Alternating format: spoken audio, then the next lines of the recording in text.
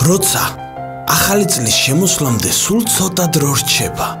სურვილების ჩაფიქრებულია და სიურპრიზების მოლოდინში გარინდული სწორედ 31 დეკემბრის ღამესელი. შესაძლოა დროის ათვლა გაცილებით უფრო ადრეც დაიწყოს და მოულოდნელად თავის ზღაპრულ ფერადოვან სამყაროში წამოყო. ლამაზი ფერიები, თოვლის პაპა თუ სანტა კლაუსი, სათამაშო მოედანი და მოსეირნე მინიონები. ჯადოსნური სანახაობის მთავარი ეპიცენტრი გორია. სანახაობის მომწყობი თავდაცვის სამინისტრო კოკა-კოლასთან და სტარვიზიასთან ერთად. მონაწილეები კი ქართველი ჯარისკაცების ოჯახები.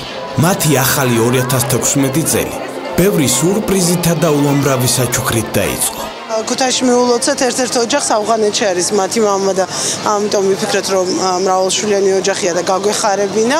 აქ დაახლოებით 100-მდე სამხედრო მოსამსახურე ცხოვრობს ამ დასახლებაში და ამიტომ ეს ერთ-ერთი პრიორიტეტი იყო ჩვენთვის და შემდეგი დღეების განმავლობაშიც მთელი საქართველოს მასშტაბით ზოგან მე თვითონ ზოგან ჩემი მოადგილეები, გენშტაბი, სამხედროები, მეთაურები შევასწავლეთ რომ რაც შეიძლება ბევრ ბავშვს მიულოცოთ ახალი წელი, ბევრი ბავშვი გავახაროთ, გავაღიმოთ. მე ვფიქრობ რომ ასეთ დროს ძალიან მნიშვნელოვანია ისინი გრძნობდნენ რომ თავდაცვის სამინისტრო მათ გვერდში დგას და ყველა ამ ბავშვის ღიმილი ყველაზე უფრო მთავარი და მნიშვნელოვანია ჩვენთვის. საახალწლო საკარნავალო ფორმა ჯარისკაცის სამოსია. ამ დროს მომავალი გმირები კიდევ უფრო თავდაჯერებულნი და ამაყები ხდებიან. მათი მეთაური სანტა კლაუსი და ჯადოსნური სამყაროს მოწყობის მთავარი ინიციატორი ავღანეთში ნაღმზი აფეთქებისას დაჭრილი ქართველი სამხედრო მოსამსახურე ალიკა გითოლენდია.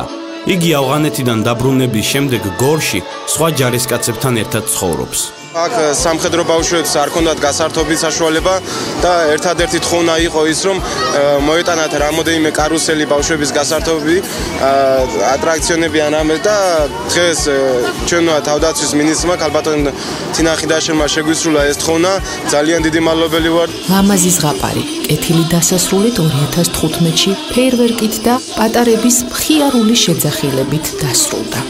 თავდაცვის სამინისტრო კოკა-კოლასთან და სტარვიზიასთან ერთად ჯარისკაცებსა და მათ პატარებს მომავალ სიურპრიზამდე დაემშვიდობა.